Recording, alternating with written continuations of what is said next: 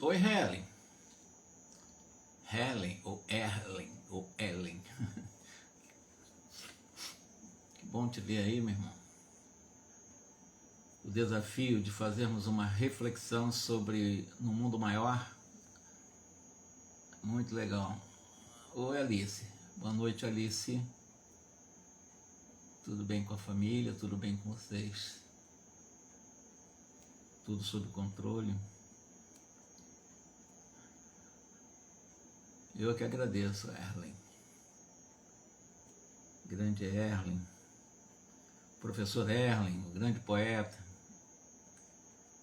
Eu já acompanhei a sua obra aí, seu livro. E a poesia não é para qualquer um, claro. A poesia é um tipo de uma formação de ideias um pouco diferente das pessoas comuns. Os poetas são muito intuitivos, né? Eles aprofundam o processo de buscar a essência em que normalmente uma pessoa comum não consegue visualizar, né?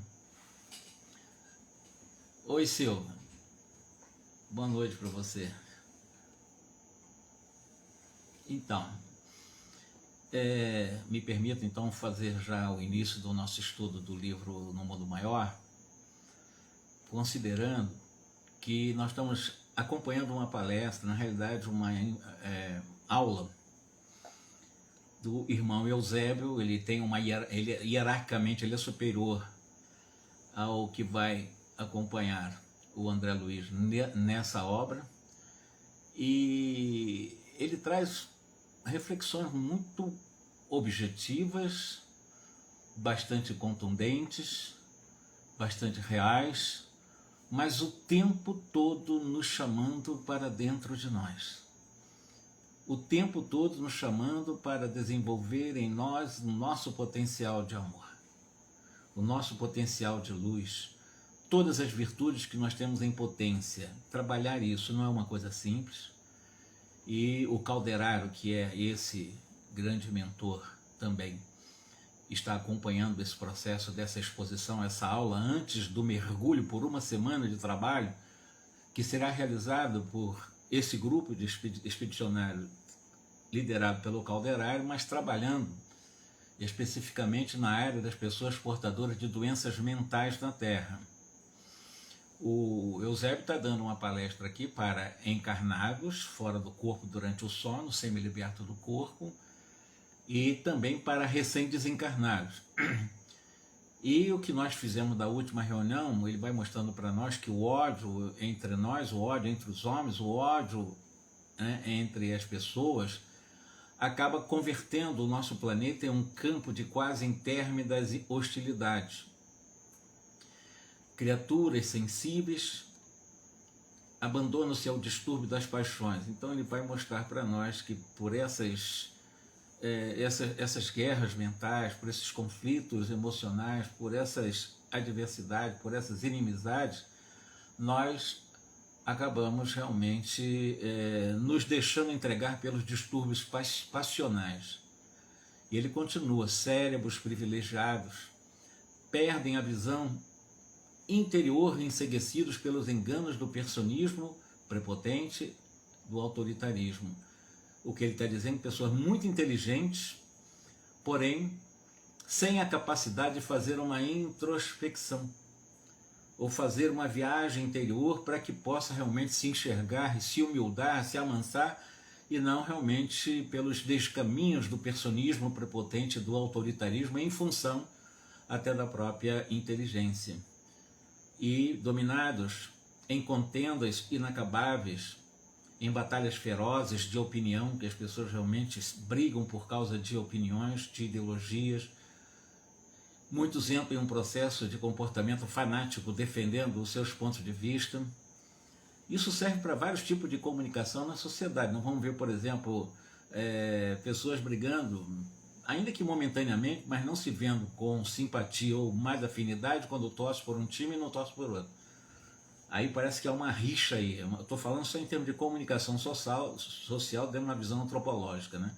Aí eu torço para tal time, se tornam praticamente, subconscientemente, inimigos, né? É a questão dos religiosos também, né? Que eu tenho a religião tal ou tenho a religião qual. E há também esse tipo de conflito porque alguém pensa diferente no sentido religioso. E vão nos conduzindo o que eles chamam por desvairadas ambições inferiores e muitas vezes nos abeiramos, né, do que eles chamam de outro abismo sem perceber. E esse possante vórtice que eles chamam de vórtice é o da alienação mental. Então você fica o tempo todo preocupado com o que os outros pensam, com o que os outros torcem, com a religião dos outros, sempre preocupado com o que está fora de você, esquecendo da realidade que nós somos intimamente. Nós somos verdadeiros deuses, como chamava Jesus. Nós já trazemos em latência a luz, nós trazemos em latência todas as virtudes. Potencialmente nós temos todas as virtudes. Mas a nossa preocupação é o outro, que time torce, qual é a religião dela, por que pensa diferente, por que vota para aquele candidato, não vota para aquele outro, por que defende tal presidente, defende... E ficam nesse conflito ideológico muito profundo. Eu estou falando de uma forma bem superficial, em conflitos de relacionamento entre as pessoas. Isso vai desintegrando, além de criar esse possante vórtice, né, de alienação mental, vai acabando desintegrando os patrimônios do nosso corpo físico, da estrutura celular, dos patrimônios celulares da vida física. E quando você realmente está nessas condições, o que ele diz? Atinge o tecido sutil da alma, invadindo o centro do corpo perispiritual. E o nosso perispírito é que dá molde ao nosso corpo físico. O nosso corpo físico é rigoroso e obrigatoriamente reflexo das energias do perispírito. Quando o meu pensamento é tóxico, de adversidade, de ódio, de raiva, enfim, o que vai acontecer? Pelo pensamento, que é um material que nós construímos, tem energia, tem força, o pensamento tem força.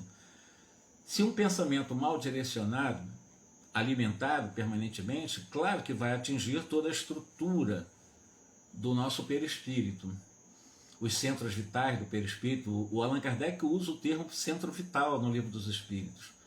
E a Joana de Ângeles, em suas obras, ela fala que centro vital, para ela, é um termo sânscrito, que quer dizer vórtice exatamente, quer dizer roda.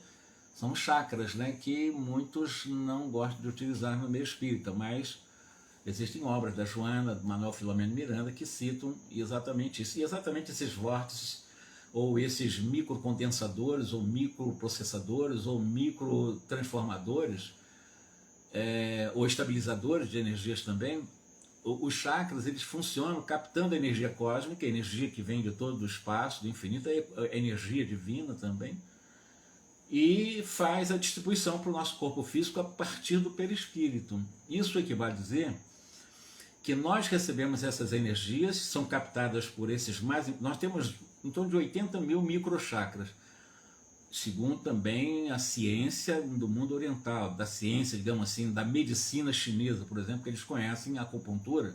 Milenarmente eles trabalham com os meridianos nesses chamados microchakras que ficam exatamente na pele.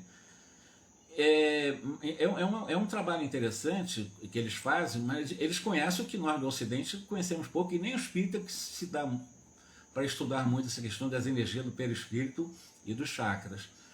Então, quando você pensa de forma tóxica, nesse caso que eu falei, né, você não gosta de um flamenguista, de um vascaíno, de um botafoguense, de um corintiano, de um palmeirense, eu estou falando de um bem coloquial, bem na questão antropológica de vida do dia a dia. Ou porque tem uma religião A, B ou C, porque pensa dessa ou daquela maneira, ou porque torce, ou então vota para aquele ou aquele candidato, etc. Isso vai criando entre nós um processo de emissões, de alimentação, realimentação, por emissão de energias mentais tóxicas. Não são nem um pouco amorosas, são bastante desamorosas, digo por sair. Bem desamorosas, né? Isso vai intoxicando o perispírito e o corpo vai ressentir disso. E quase todos os quadros da civilização moderna se acham comprometidos na estrutura fundamental, considerando que nós precisamos mobilizar as nossas forças, todas que nós pusemos dentro do limite da nossa força, evidentemente, né, a serviço da causa do bem. E os espíritos, o que eles mais fazem é exatamente isso, eles utilizam todas as forças possíveis nos trabalhos de missão que eles têm aqui na Terra, a serviço da causa da humanidade, da causa humana, né? E o trabalho que nós podemos chamar de, não é um termo correto, salvação, mas vamos chamar de trabalho salvacionista, né? Não é exclusividade da religião. Não é religião que salva. Não é... O que salva, na realidade, dentro da palavra de libertação, para você ampliar a sua capacidade de raciocínio e viajar pela luminosidade de um raciocínio amplo por um caminho seguro, porque você tem capacidade de discernir as suas escolhas no bem e no mal, porque você está bem iluminado, que brilha a tua luz, falava Jesus. Constitui o que, segundo o Eusébio mostra aqui, um ministério a todos, porque urge reconhecer a presença de Deus em toda parte. Por que a presença de Deus em toda parte? Porque Deus é onipresente, Ele está presente na criação. E se Ele está presente em toda parte, Ele está presente em nós. Ele não está necessariamente nas igrejas e nós vamos buscá-lo na igreja. Ele está em toda parte, está lá também, mas Ele está em nós. É a sua onipresença. A realização que nos compete não se filia a essa visão particularista até de religião, ou de time de futebol, ou de partidos políticos, essas coisas todinhas, que são no dia a dia, que vão nos intoxicando. Há famílias que brigam por causa de partidos políticos. Há famílias que brigam, se rompem, às vezes até perdem uma oportunidade de uma reencarnação programada por causa de políticos aí que realmente são nossos irmãos, mas não merecem essa confiança nem essa luta de defesa tão enseguecida de nossa parte. Então, ele diz que é obra genérica para a coletividade em esforço do servidor honesto, do esforço do servidor sincero também, interessado no bem de todos. Se visitais, aí ele está falando para aqueles que estão visitando essa instituição dirigida por esse grupo, inclusive Eusébio é um dos diretores. Se visitais a nossa associação buscando orientação para o trabalho, não vos esqueça da vossa própria luz. Olha que coisa maravilhosa. Vocês querem trabalhar? Querem. Não adianta vocês quererem trabalhar sob o apoio de luzes dos outros. Lembre-se de que vocês possuem luz. É o que ele está dizendo. Busque orientações para o trabalho, mas não se esqueçam de que vocês possuem luz própria. Eusébio. É nós começarmos a fazer exatamente esse mergulho para identificar essa luz em nós. Porque nós somos luz em essência. O Allan Kardec queria saber o que é o espírito, e os espíritos para o Allan Kardec explicou diretamente, de uma forma muito concreta, que espírito é centelha e chama divina. O que nós somos? Nós somos corpo? Não, nós somos espírito. Então nós somos centelha e chama divina. E é o que ele está falando, buscarmos orientações para o trabalho, mas sem esquecer de que nós possuímos a nossa luz própria. Nós temos a nossa luz. Eusébio está explicando isso. Não conteis com lampiões ou archotes, né? Ou qualquer coisa que os outros iluminam. Não vou acompanhar aqui porque ele está com um lampião forte, né? Ele está com uma lanterna muito forte, ele está com um archote, né? Ou com um lampião desses mais poderosos, né? Para eu trabalhar. Ou seja, eu só trabalho com segurança se alguém me liderar, porque ele está caminhando exatamente com seus lampiões. Então não conteis com lampiões dos outros, não. Em sofrimento regenerador,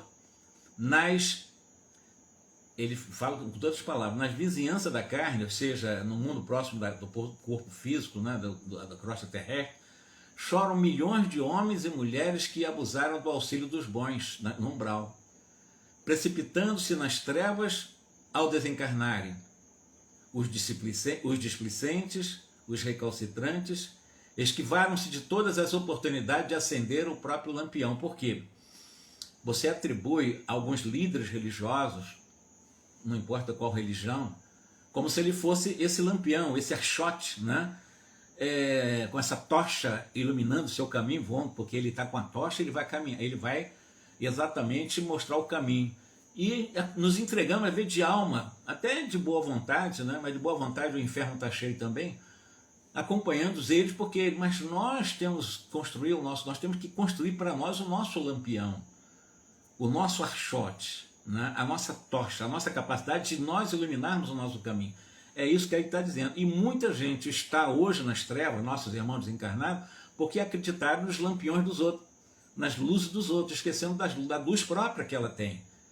Então veja como é importante nós começarmos a trabalhar em nós, nos identificar com a luz que nós já somos, e não achar que os outros precisam iluminar o nosso caminho. Os outros podem nos convidar a um trabalho de autoiluminação, mas o caminho é deles e o caminho é nosso. Não adianta, porque ele não vai passar a luz dele para mim. Ninguém passa. Na realidade, a luz é uma conquista interior. A luz, quando eu falo, é você se identificar com o amor que você é, com o amor essencial que todos nós já somos desde a criação. É identificar com isso e não ficar terceirizando, entrando em uma inércia, achando que os outros que têm que caminhar por mim, eu estou terceirizando sempre a minha caminhada, porque os outros vão iluminando a estrada para mim. Não. Eu preciso aprender a iluminar a minha estrada, é isso que ele está dizendo. Eusébio, ensinando antes da excursão, repito, que esse grupo vai fazer na Terra, lidando diretamente com gente em sanatório, com pessoas perturbadas no campo da esquizofrenia, graves outros problemas de ordem mental. O livro vai abordar muito esse tema, e ele está preparando esse pessoal, dando essa palestra, né? Escolheram o prazer corporal como objetivo maior de seus propósitos na Terra, e quando a morte chegou, passaram a conhecer uma noite mais longa e mais densa, cheia de angústias e de terrores. Ou seja, quando nós escolhemos na Terra os prazeres materiais, as coisas transitórias e não essenciais, para dar alimento excessivamente ao sensual do corpo, com o objetivo realmente de um propósito maior na Terra, eu fico escravo a isso. Quando eu desencarno, essa escravidão não vai permitir com que eu me desloque de uma forma mais tranquila nas regiões, na erraticidade, nas regiões espirituais. Eu vou ficar preso ainda a esses vícios, a essas paixões, a essas condições de mentes desequilibradas com aquilo que eu faço na Terra. E quando a morte chegou, aí realmente nós vamos conhecer o que ele diz, né? A noite mais longa e mais densa, cheia de angústias e de terrores. Aí o Eusébio, conta André Luiz, prosseguiu com reflexão. Aí ele usa energia, mas uma energia, uma inflexão enérgica bastante patriarcal, bastante paternal, bastante amiga também. E ele vai dizendo o seguinte, olha só: procurais, ele dando aula para quem está encarnado, recebendo essa lição durante o sono, e para recém-desencarnado, e está dirigindo essas palavras, e para esse grupo de excursionários que vão fazer um trabalho na Terra junto, sobretudo em sanatório, do qual André Luiz também vai por uma semana ficar aqui na Terra aprendendo. Encantados pela claridade da esfera superior, nós na Terra, fascinados pelas primeiras noções do amor universal, desejais a graça da cooperação na semeadura do futuro. Reclamais asas para os surtos sublimes, tendes em mira auxiliar no esforço de elevação. A intenção é nobre, é porém indispensável, considereis a vossa necessidade de conexão com o dever diário. Então adianta eu realmente reclamar, fazer esses voos, que ele chama de surtos sublimes, né? Mirando nesse esforço de elevação, sem esforço de elevação pelo menos, né? Apenas na intencionalidade, porque a intenção de boas intenções, o inferno está cheio, eu digo e repito, né? Então o que ele está precisando é nos conectar com o cumprimento dos nossos deveres diários. O que é o dever? As leis de Deus não estão na Bíblia, não estão em livro espírita, não estão em nenhum livro. As leis de Deus já estão inscritas na consciência humana. Questão 621 afirma isso e nós sabemos disso. Então, se as leis de Deus já trago na minha própria consciência, e o convite é ampliar a luz própria para poder realmente criar o meu próprio lampião e caminhar nas escuras estradas da ignorância humana, eu preciso me conectar com o dever de estar conectado com as leis divinas da consciência. O que é o dever segundo o Evangelho, né, Espírito, segundo o Evangelho segundo o Espiritismo? O dever é o aguilhão da consciência. O que é um aguilhão? O aguilhão é aquilo que espeta, que ferroa, né? Aquilo que cutuca forte, né? Então, o aguilhão da consciência é aquilo que, de alguma forma, vai cutucar a nossa consciência. É o dever. Mas, ao mesmo tempo, o dever é o guardião, o sentinela, né? O grande vigia também da nossa probidade interior. O que é probidade? É honestidade, é integridade, é dignidade. Então, o dever é muito importante. Com o dever nós nos aproximamos da lei, cumprindo o dever nós nos aproximamos da lei da consciência. Não cumprindo o dever, evidentemente nos afastamos da lei e vamos desamorosamente viver na terra. Agora, é impossível, ou pelo menos não é uma coisa tão fácil, e eu diria até que é impossível mesmo, progredir no século sem atender às obrigações da hora. Ou seja, como é que nós queremos alcançar asas de elevação, de superioridade espiritual, se eu não valorizo o aqui e agora? Se eu não valorizo o minuto?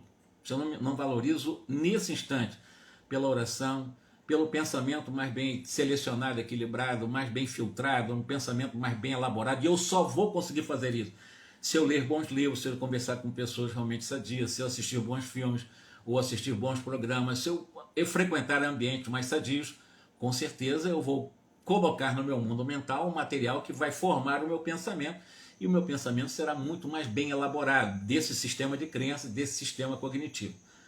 Agora, é preciso buscar as coisas boas da Terra, as coisas corretas, as coisas em que está dentro dos parâmetros éticos de Jesus, ou seja, dentro dos parâmetros do Evangelho. Isso vai me trazer felicidade. Agora, não querer realmente dar um salto de angelitude descompromissado com o que eu tenho que fazer agora. A gente fica fazendo projeções ou querendo realmente progredir durante os séculos sem atender a obrigação do aqui e agora, da hora. Nesse momento é que nós somos convidados para trabalhar todo um processo de ampliar a luz que somos. Não é jogar para amanhã, né? Tem pessoas que dizem assim, qualquer dia desse eu faço isso. Se eu buscar aqui no calendário que está na minha frente aqui, eu não vou encontrar a história de qualquer dia. Tem dia do mês, tem dia do ano, mas não tem qualquer dia desse, né? Ou então aquele fala, qualquer hora eu realmente vou fazer meu trabalho de auto-espiritualização. Mas qualquer hora também não tem nenhum relógio humano, né? Então isso é só entrar em processo de inércia e não fazer o trabalho que nesse momento estamos sendo convidados a fazer. Não por obrigação. Porque tudo que você faz por obrigação para alcançar a angelitude, você não vai chegar lá. Tudo que fizermos para chegar à nossa sublimação, necessariamente precisa ser feito com consciência. Por isso que eu digo, o dever é o aguilhão da consciência e é o guardião probo da nossa intimidade, ou da nossa interioridade. É muito importante nós começarmos pelo autoconhecimento fazer esse trabalho. É muito importante, eu diria que é imprescindível a recomposição das energias, reajustando-nos às nossas pretensões, abençoando alguns desejos interessantes, mas não basta crer, como nós espíritas, na imortalidade da alma, na reencarnação, na comunicação dos mortos com os vivos, na unicidade de Deus, na vida em outros planetas. São conceitos que nós sabemos serem reais, porque são conceitos que o Espiritismo nos revela.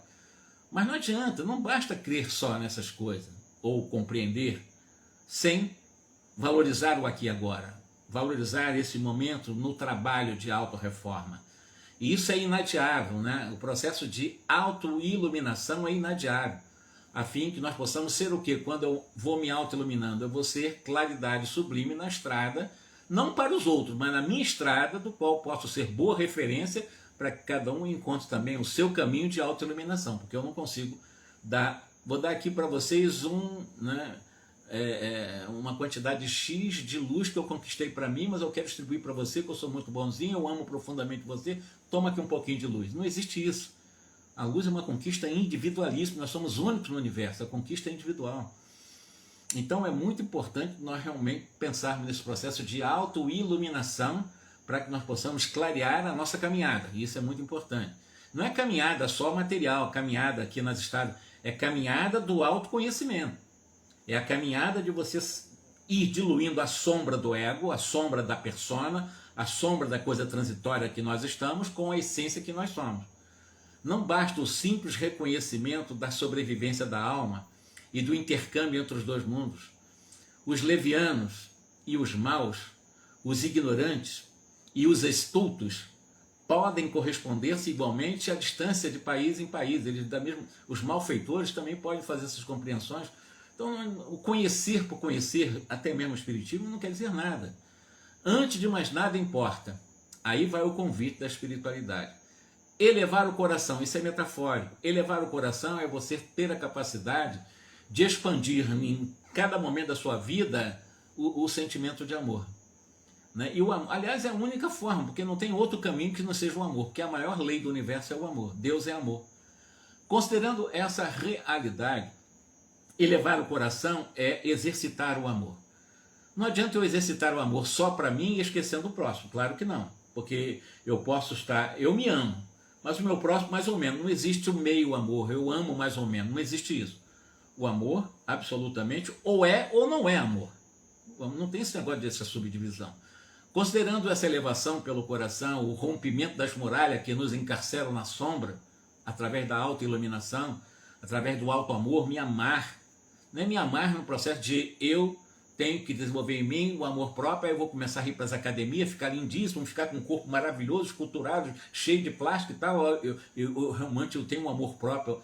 Não é isso, isso aí é quase uma loucura, é um processo quase de alienação, não é isso que nós estamos falando. Amor próprio é você buscar a essencialidade que nós somos.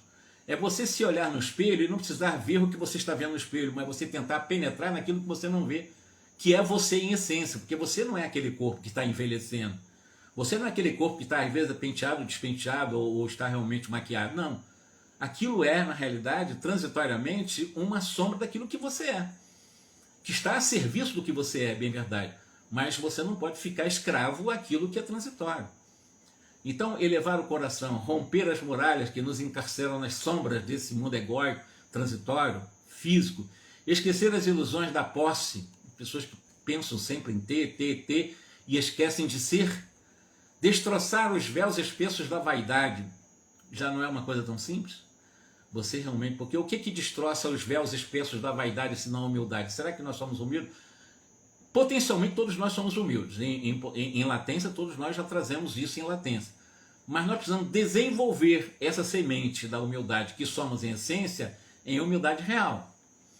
E isso não se faz do dia para a noite no estalar do dedo. Eu sou muito humilde. Não, não é isso. Nós temos a humildade em essência, mas precisamos exercitar a humildade exatamente fazendo com que possamos romper os véus espessos da vaidade, quando a vaidade se faz presente de uma forma muito vigorosa. Poxa, eu estou sendo muito vaidoso. Opa, eu estou sendo convidado pela minha consciência, quando eu me auto-ilumino, a exercer exatamente a humildade. Mesmo que eu não seja humilde, mas eu posso ter atitude de humildade quando a vaidade me chama com mais força. Aí eu vou transmutando as minhas viciações em virtude. Isso leva tempo, isso dá trabalho, é preciso exercício, é preciso técnicas de ordem mental, relaxamento. Você precisa fazer realmente um trabalho de aprender a fazer a respiração para oxigenar, para você raciocinar melhor. Não é fácil conquistar luz, né? Ir ali no shopping center e comprar realmente uma quantidade X de luz. É uma conquista, é uma jornada. Eu não digo nem que é uma caminhada, é uma escalada de cordilheira para você conquistar a luz própria. Mas é exatamente isso que está sendo, que Deus nos convida para a nossa felicidade. E abster-nos do personalismo aditante, ou seja, eu quero o egocentrismo, né? Tudo é eu, meu, eu sou melhor que os outros, ou então eu sou pior que os outros. Sempre comparações de superioridade e de inferioridade, sempre o ego falando forte. Começar a trabalhar de uma forma mais inteligente, né? Para que os clarões da montanha brilhem no fundo dos vales escuros. Quem está falando isso é Eusébio. Eu estou fazendo algumas interpretações que Eusébio está ensinando para esse grupo. E esses clarões das montanhas possam brilhar ao fundo dos vales escuros, exatamente esse alto brilho. Quando ele falou lá que nós temos luz própria, para que a luz eterna de Deus dissipe as transitórias trevas humanas. Vanguardeiros da fé viva, que o desejais ser de agora em diante no mundo, apesar dos entraves que se nos defrontam, existe de vós a completa demonstração de estardes conscientes da espiritualidade divina. O plano superior não se interessa pelo ajuntamento de místicos famintos de um paraíso de fantasia dogmática. Essa frase parece rebuscada. Aliás, todo livro ela tem palavras difíceis que eu estou tentando ir traduzindo uma palavra mais popular para entender melhor, porque o livro realmente, para quem não tem costume com o português, com a gramática, é um livro que tem palavras realmente bastante puxadas às vezes, né? Para quem não tem costume com a gramática portuguesa. E muitas dessas palavras eu estou fazendo ressignificação, tentando traduzir para ficar mais fácil para entendermos o que está sendo dito. Aqui, por exemplo, o plano superior não se interessa pelo ajuntamento de místicos, lá está de forma diferente. É o mínimo que eu consegui encontrar para entender o que ele está falando aqui. Então, os espíritos superiores, os espíritos angélicos não estão interessados pelo aglomeramento, né? Aquele ajuntamento de pessoas que realmente dogmáticas, famintas de um paraíso de fantasia dogmática, ou seja, pessoas religiosas, né, que fazem promessas, que fazem oferendas, que fazem isso, fazem aquilo para agradar supostamente a Deus, mas realmente com essa fome de viver no paraíso, querendo comprar Deus com velas, com procissões, com defumações, com outras promessas. Antigamente se fazia o quê? Sacrifício de animais para agradar a Deus. Antigamente se sacrificava homens. Em algum momento, até nos dias de hoje, se sacrificam populações em nome de Deus. Não é o que se faz aí, em nome de amor a Allah, em nome não sei Deus, e se mata povos também para agradar a Deus. Não, Deus quer fidelidade, aquele povo infiel, vamos matar aquele povo. Até isso existe entre nós. Então nós temos que ter exatamente esse cuidado. O mundo espiritual superior não está interessado com esse ajuntamento de místicos famintos de um paraíso mentiroso, fantasioso, dogmático e irreal. As pessoas estão aí, não vou desencarnar, tem gente que desencarna, bota um dinheirão para a igreja tal qual, né, muito percentual, para ela conseguir o seu descanso na paz eterna após a morte, mas não vai encontrar isso nem que queira. Se ela não viveu o evangelho, não se auto-brilhou, não vai conseguir, pode pagar, dar os bilhões para as igrejas que não vai conseguir esse descanso. Não é assim, a coisa não acontece dessa forma. Será que estão na crosta planetária sem finalidades específicas? Se a erva tenra deve produzir conforme objetivos superiores, até a erva do campo, que dizer da inteligência do homem encarnado? Quer dizer, se até a ervazinha ela tem a sua finalidade, uma formiguinha está trabalhando debaixo da terra ou em cima da terra, tem a sua finalidade da natureza, imagina a nossa inteligência, imagine a inteligência humana, a importância da inteligência humana na busca da felicidade real, não do paraíso dogmático, ser trabalhada para melhorar a vida na Terra a partir do alto brilho, a partir do alto amor, do alto respeito, da autovalorização, da autoaceitação, tudo em nós, não nos outros, não nas igrejas, não nos sacerdotes, mas em nós. Todo esse caminho de felicidade nós vamos encontrar em nós e não nos outros.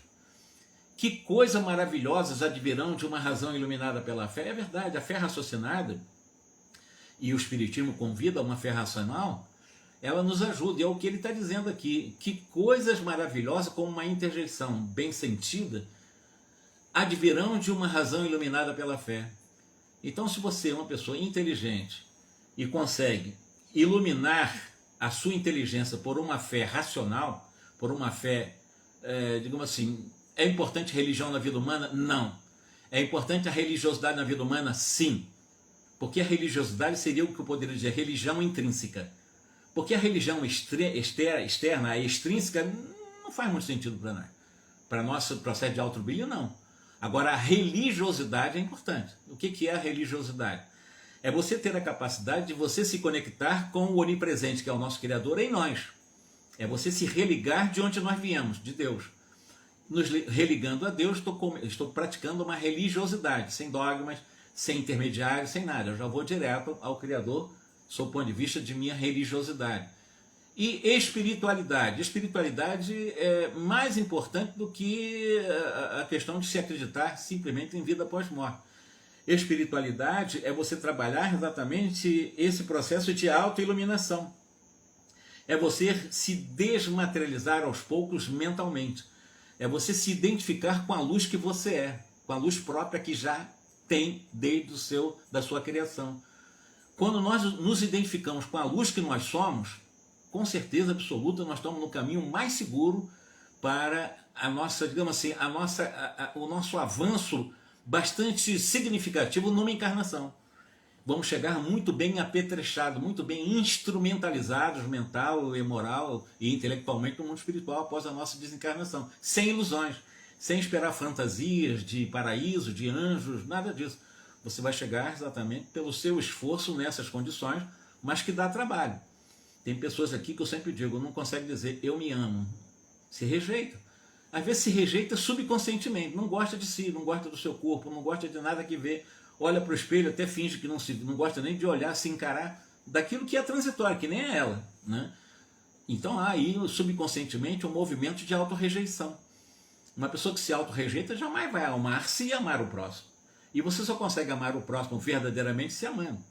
Não adianta eu dizer que eu me amo e os outros mais ou menos, porque isso não é realmente amor. Isso aí seria um pseudo-amor, portanto eu estou com desamor e exercendo um pseudo-amor. Agora, voltando à questão, receberíamos tão sagrados depósitos de conhecimentos edificantes de um sacrifício por nada? Teríamos a pérola de tais bênçãos para fortalecer o propósito egoísta de alcançar o céu sem escalas preparatórias, sem atividades purificadoras? Nossa meta não se compadece com exclusivismos ególatras. A porta divina não se abre a espíritos que se não iluminaram pelo trabalho incessante de cooperação com Deus. Ou seja, a porta da felicidade, a porta verdadeiramente do paraíso interior, ela se abre, ela se escancara exatamente quando eu começo pelo processo de autoiluminação, mas resultado do trabalho incessante nessa cooperação com a vida, cooperação com Deus. Quando nós aqui acordamos, nós agradecemos o sol, ou estarmos acordando naquele momento, de mais uma oportunidade de uma vida, respirando, quando muitos estão em UTIs, em estado de total torpor, manipulados através de substâncias, de fármacos para realmente neutralizar a sua capacidade de sensibilidade, que não sabe nem o que está acontecendo com elas. Quando nós acordamos diariamente, agradecer a Deus, estamos respirando, agradecer a Deus pelo sol, ou se estiver chovendo, pela chuva. Enfim, agradecer cada momento ao acordar, no primeiro instante que naquela manhã realmente eu vou enfrentar as dificuldades naturais, que são os desafios naturais para o meu progresso, já começar com uma gratidão. Isso é muito importante e fugimos desse exclusivismo ególatra, pensando só em mim, porque quando eu faço isso eu me sinto pertencente do universo. Eu pertenço ao universo. Tem pessoas tão vazias, que se tornam tão vazias, com autorrejeição tão intensas, que ela não se sente pertencente do universo, ela fica num vazio existencial muito grande e tenta destruir o vazio existencial buscando pelas fugas, às vezes pelo suicídio, ou pela depressão, ou por outras drogas, ou álcool, ou por sexo desequilibrado, porque não se encontra, é um vazio muito grande nela, e ela tenta preencher o vazio pelos descaminhos, não do alto brilho, mas exatamente impactando cada vez mais esse muro sombrio das escolhas equivocadas, que são as escolhas do ego, né? Escolhas egóicas, das sombras.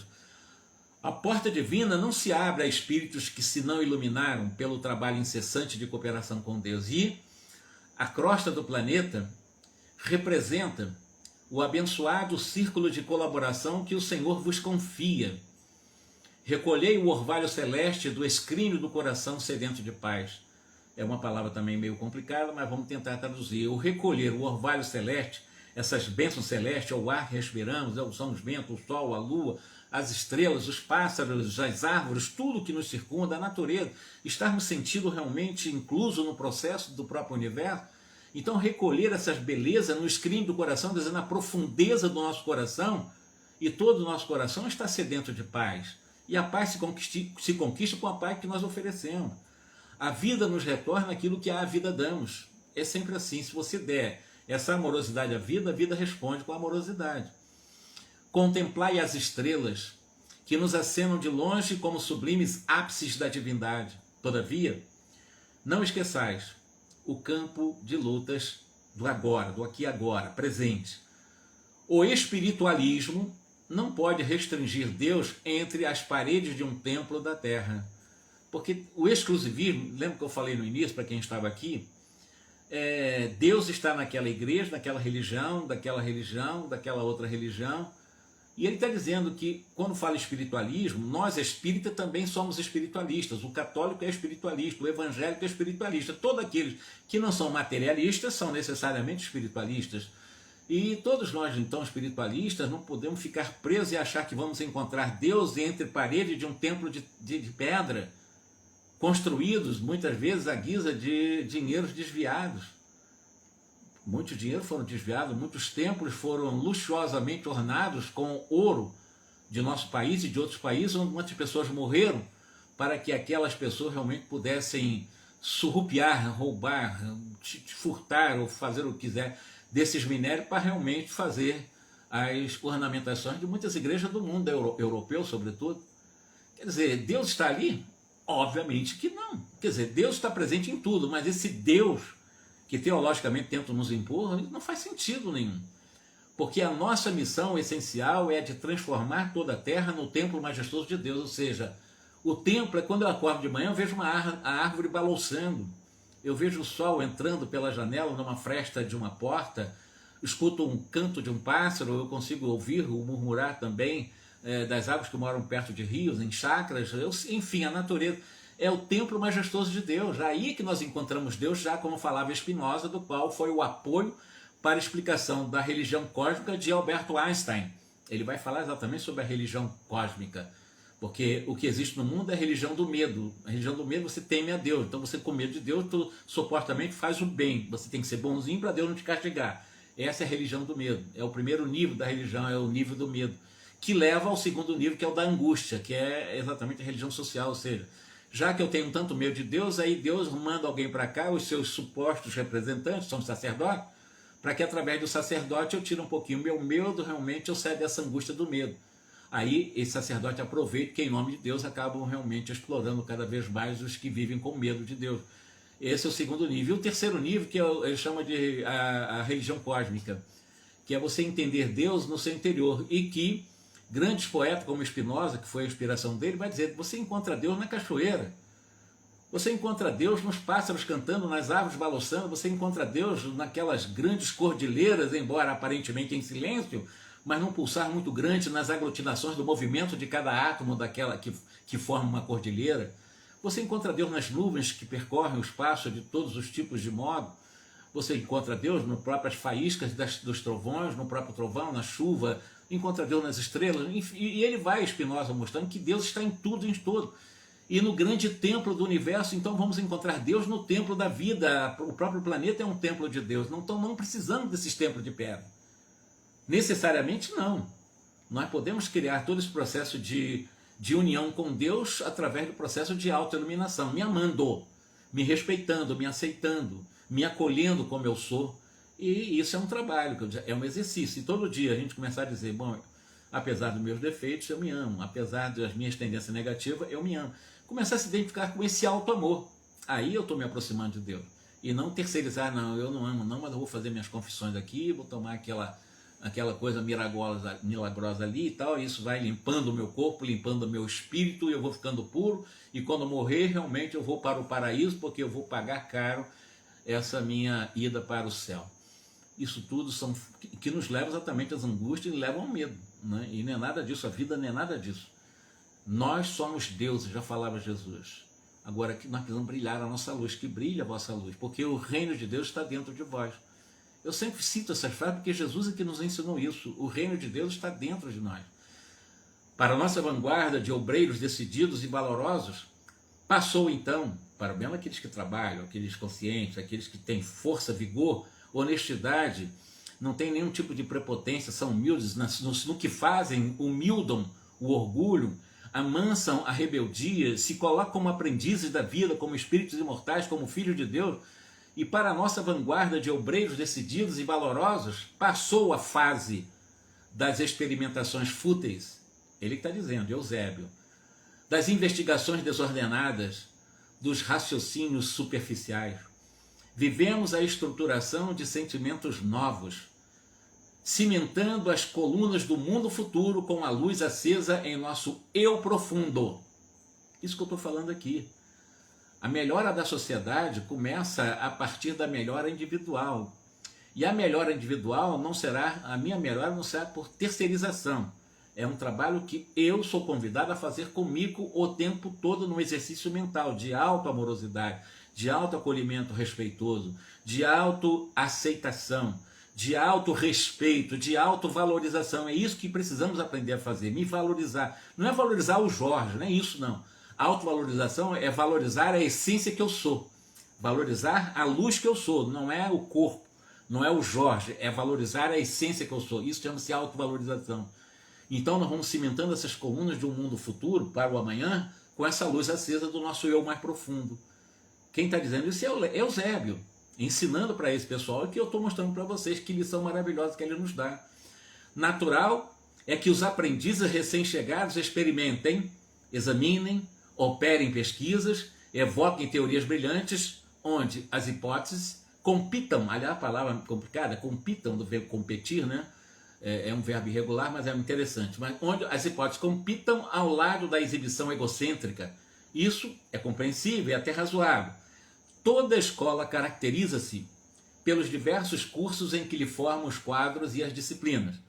Não nos dirigimos aos que ainda sonham na clausura do eu menor, é o ego, é a sombra, escravizados aos obstáculos da fantasia que lhes cristaliza as percepções. Olha só que frase extraordinária do Eusébio, para quem esteve nessa noite aí, nessa palestra dele, Semi-Liberto do Corpo. Como eu disse, ele está dando aula para seres que ainda estão encarnados e recém-desencarnados. Ele diz, eu não estou falando para aqueles que ainda sonham presos na clausura do eu menor, no egoísmo, no egocentrismo, né? Eu sou tal, eu sou maravilhoso, eu sou poderoso, eu sou muito inteligente, tudo eu, aquele mundo egóico, totalmente de pseudo-virtudes. E então eu não estou dirigindo a essas pessoas que ainda estão nessa viciação, escravizados a esses obstáculos, que eles chamam de obstáculo da fantasia, que lhes cristaliza as percepções da realidade do eu verdadeiro, o eu essencial, o eu divino, o eu sagrado que somos nós. É o sagrado em nós, é o eu profundo, é a luz que somos. Falamos aos que sentem a sede de universalismo, aqueles que querem realmente ter uma visão mais ampla, não de religião, de política, de futebol, mas aqueles que têm uma visão muito mais ampla. Os anônimos da humanidade que se esforçam por emergir das trevas para a luz, como acolher-lhes a estagnação como princípio e a felicidade exclusivista como finalidade. Aí ele faz uma pergunta: como é que vocês querem, né, ao aceitar a estagnação, ou seja, a inércia como um princípio, descanso como um princípio, né, tentando nesse descanso como um princípio uma felicidade exclusivista? Não é eu sou feliz, vamos dizer assim, eu vou para o céu, vou ficar do lado dos anjos, meu pai vai para o inferno, minha mãe vai para o inferno, meus primos vão para o inferno, que se dane. Estagnação com esses princípios de felicidade exclusivista, que é o que normalmente as religiões ensinam. Eu posso ter um parente meu muito querido, mas se ele não faz o bem, que se dane e fui para o inferno, eu quero ir para o céu. Essa é a estagnação como princípio, né, exatamente exclusivista, felicidade exclusiva. Eu sou feliz porque eu fiz por onde? Ele é que se dane, não quis fazer. Mas não é assim que funciona. Se ele não fez, ele é um ignorante, ainda que também estará um dia fadado a essa vida paradisíaca. Assim. Então, estarmos preparados para que nós possamos, se nós avançarmos, podermos ajudar ou estar de mãos estendidas para podermos realmente ajudar os que estão na retaguarda. É muito fácil realmente me afastar dos que erram, senão eles erram muito, não quero me contaminar. Não é isso. É você ser exemplo para que as pessoas que erram possam, influenciado por você, né? Você pode auxiliar, você não vai modificar ninguém, mas você pode auxiliar as pessoas a buscar caminhos melhores. Esse é o princípio do amor. E não que se dane, está errando, esquece, vamos orar por ele, vamos, se puder, acolher, auxiliar, esse é o caminho. Então ele diz, como acolherdes a estagnação como um princípio e a felicidade exclusivista como finalidade? Não faz sentido isso. Alimentemos a esperança renovadora. Não invoquei Jesus para justificar pretensões de descanso imerecido. Não, eu quero seguir Jesus, porque com Jesus eu vou ser muito feliz ao lado dele e ao lado dos apóstolos, ao lado de Deus. Quer dizer, como é que invocar Jesus para justificar esse descanso imerecido? Totalmente infantilizado. Jesus atingiu as culminâncias da ressurreição por subir do Calvário. E as suas lições referem-se à fé que transporta montanhas. Não exijamos acesso em mundos felizes antes de melhorar o nosso próprio mundo interior. Ponto. Simples assim. Não exigir acesso a mundos felizes antes de melhorar o nosso mundo interior. Alto amor, alto brilho, alto luz. Será que é difícil nós fazermos isso diariamente? Chegar e assim, poxa, o convite é esse, não é exigir acesso a mundos felizes, mas eu melhorar o meu próprio mundo íntimo. E melhorar o meu próprio mundo íntimo é eu me respeitar como essência, não como aquele corpo que vai perecer, não. Essência, respeitar a essência que eu sou, aceitar a essência que nós somos. E no processo de autovalorização, eu começo realmente a encontrar esse caminho desse mundo íntimo mais pacificado. Não é difícil, é só diariamente nós fazemos. Eu estou irritado, estou chateado, estou aborrecido, com o mundo. Pare, faça uma prece e comece a dizer, apesar de tudo isso, e apesar da minha ainda insegurança, até minhas rejeições, consciente ou inconsciente, eu me amo. E mesmo que se rejeite no primeiro momento, comece a dizer que se ama também, que com o tempo essa autorrejeição que está no subconsciente vai se diluindo. Então esse é o processo, o convite é esse, auto-amor, nosso próprio mundo íntimo para a felicidade. Eu vou repetir a frase para terminar a nossa live hoje, que eu vou dar continuidade, que eu disse que ele ia chamar-nos para dentro de nós. O Eusébio é o trabalho mais extraordinário que eu já vi nas obras de André Luiz, nos chamando para a nossa realidade essencial. Olha, trabalhem em vocês, tudo que precisa ser trabalhado. Não é preciso fazer coisa para os outros só, faça para os outros, mas antes faça para você, porque você vai fazer bem feito para os outros quando você se ama, quando você se autobrilha, quando você já sente esse amor por você, você vai sentir amor ao próximo, como ensinava Jesus, amar o próximo como a si mesmo. E a referência é o a si mesmo, é isso que ele está dizendo para nós. E não exigir acesso ao mundo de felicidade, paz, lá para nosso lar, antes de melhorar esse nosso mundo íntimo, como diz aqui o Eusébio. É trabalhar em nós. Existem exercícios, tá? Existem exercícios. Nós podemos aprender através da oração, da meditação, desse diálogo interno, que é muito importante, que o diálogo interno é só o nosso pensamento conosco, né? Dialogar conosco e começar a dizer, poxa, apesar de todos os defeitos que eu tenho, eu sei que eu não vou virar anjo do dia para a noite, eu tenho alguns trilhões de anos para chegar à angelitude, então eu começar a me amar um pouco mais, me respeitar um pouco mais com meus defeitos, com as minhas limitações, e indo devagarinho, devagarinho, a gente vai se identificando com o alto amor, vai se identificando com esse nosso mundo íntimo, como ele diz assim, para encontrar a felicidade em nós, porque ela já está lá em potência. Potencialmente nós temos a felicidade em nós, é identificar-se com ela. Nós vamos dar continuidade a partir desse trecho aqui. Hoje é quarta, né? No sábado que vem às 10 horas da noite, para continuar essa reflexão de Eusébio. Tu vê que reflexão maravilhosa, ele nos chamando, não está criticando nada, ele está apenas, amem-se, esqueça esses rituais, esses dogmas, esses falsos paraísos, amem-se. O convite ao alto amor, é difícil isso, e se tiver dificuldade de fazer isso, insista. Né? Por exemplo, assim, apesar de eu não conseguir dizer que me amo, eu me dou uma oportunidade ou me abro um espaço um dia para poder dizer isso. Isso você está falando a mesma coisa com outras palavras, e um dia você começa a se amar. Quando eu fico se amar, não é se amar o corpo, ficar aquela. Não, isso não. Amar em essência, a luz que você é. O corpo é uma consequência, é um instrumento para trabalhar, estar a serviço da essência, mas não fazer alguma. Eu me amo e começo a realmente querer até fazer plástico, não é nada disso. Esse amor próprio não tem nada a ver uma coisa com outra. O alto amor é uma coisa íntima, uma coisa muito profunda, é uma coisa muito consciencial, é você dialogar com você com sinceridade. Como eu disse, a probidade interior, dentro da lei do dever.